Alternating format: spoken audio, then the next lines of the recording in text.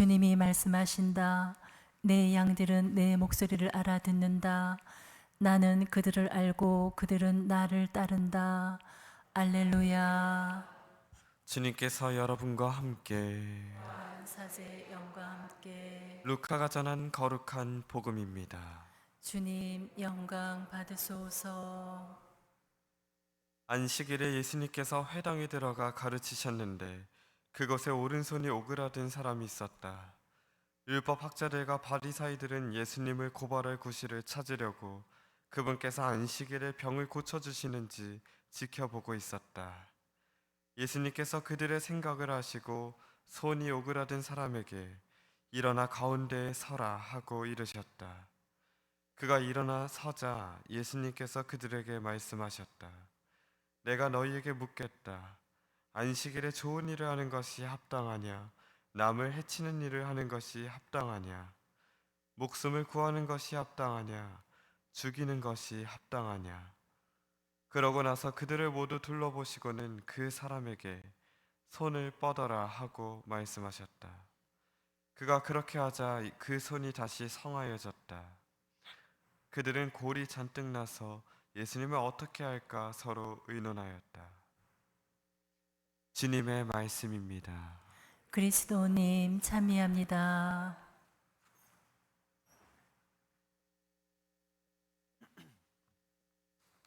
찬미 예수님, 사랑하는 형제 자매 여러분, 오늘 이 미사의 말씀에는 예수님께서 하느님의 신비이셨음을 잘 드러내고 있습니다. 예수님께서 그들의 생각을 아시고 손이 오그라든 사람에게 일어나 가운데에 서라 하고 이르셨다. 안식일 회당 안에 도움이 필요한 사람과 그를 믿기로 예수님을 시험하고 구속하려는 이들이 섞여 있습니다. 그런데 그 예수님께서는 그 한가운데에서 누가 나서서 상황 설명을 하지 않아도 당신의 영으로 이 상황 전체를 꿰뚫어 보고 계십니다. 그리고 자신을 둘러싼 이들에게 물으십니다. 안식일에 좋은 일을 하는 것이 합당하냐? 목숨을 구하는 것이 합당하냐? 예수님의 질문 안에는 안식일의 본질, 즉 사람에게 그 창조되었던 그 모습 그대로의 모습을 회복시켜 주시려는 하느님의 마음이 들어 있습니다. 자기 본의적으로, 자기 마음대로, 자기 중심적으로 완고해진 인간들이 그 마음 읽기를 중단하고 문자화하고 형식화하고 도식화해버린 규범 안에 진짜 숨겨진 정신입니다. 안식일의 경제행위나 노동, 무언가를 하지 말라는 이유는 그것을 하지 않는 대신 그것을 내려놓고 대신해야 할 좋은 것들이, 잊어서는 안 되는 것들이, 이 모든 것을 잊게 해주는 본질적인 것이 있었기 때문일 것입니다.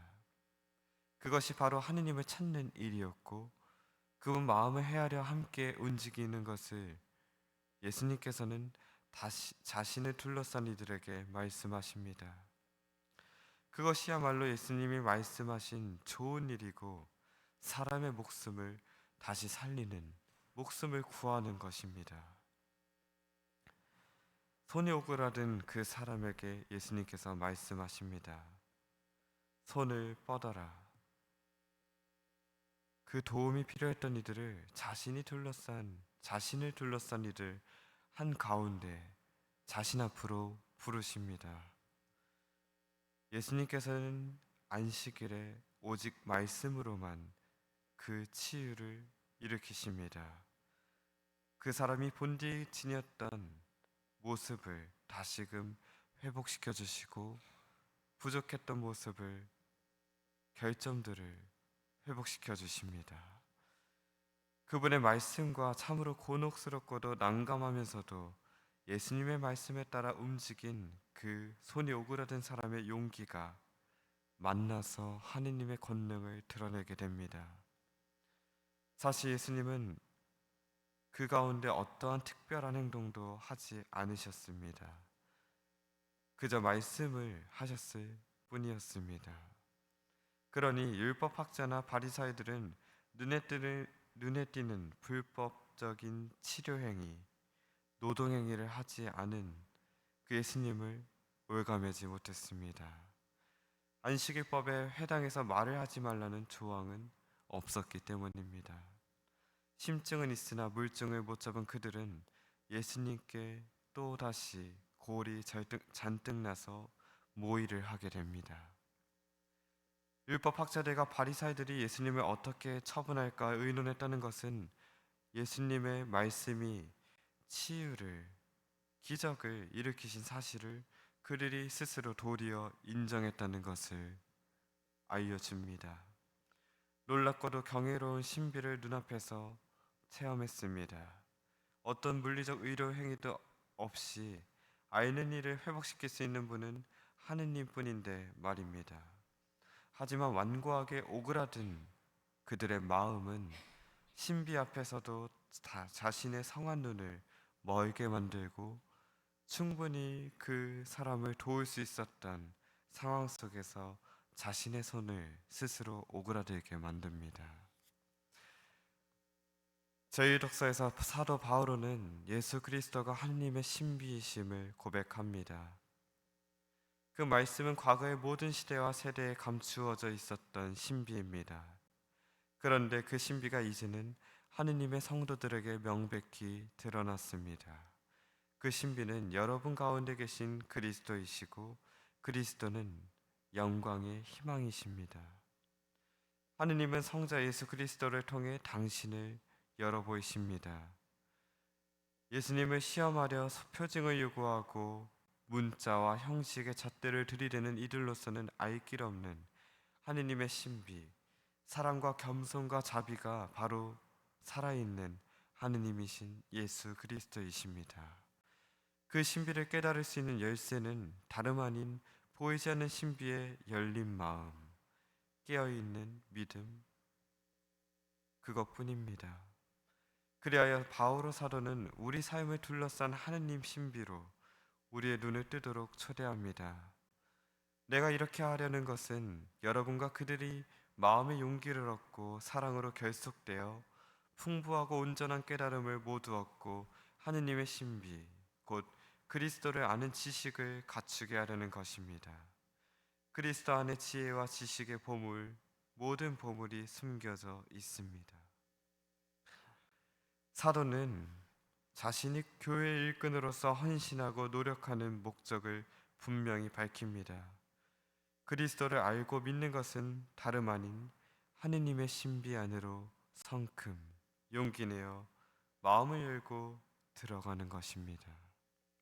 우리를 지으시고 우리를 더 잘 아시는 그분의 마음으로 들어가 그분 마음을 헤아리고 그분과 함께 사랑이 되도록 돕는 것, 이것이 말씀을 선포하는 모든 이들의 지향점이자 우리가 끝내 도착할 종착점일 겁니다. 사랑하는 청라본당 형제 자매 여러분, 주님께서 오늘 우리에게도 말씀하십니다. 손을 뻗어라. 오늘 우리에게 다가오신 말씀께서 우리 존재 또 우리 개별적인 모습 가운데 오그라들고 접힌 부분, 취약하고 부끄러운 부분을 있는 힘껏 내뻗으라고 초대하십니다. 일어나 하느님 신비 가운데 서고 늘 그 신비가 내 삶을 감싸고 있음을 일깨워 주십니다. 주님의 말씀을 믿고 그 신비에 온 존재를 맡겨드리는 오늘이 되시길 기도합니다. 주님은 그래서 신비이시니 그저 믿는 이들만이, 깨어있는 이만이 그 신비를 은혜로이 입게 될 것이고 계속해서 그 신비 속에서 기쁘게 거닐게 될 것입니다. 아멘.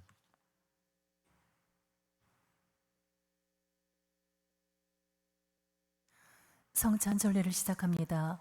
봉헌성가 212번입니다.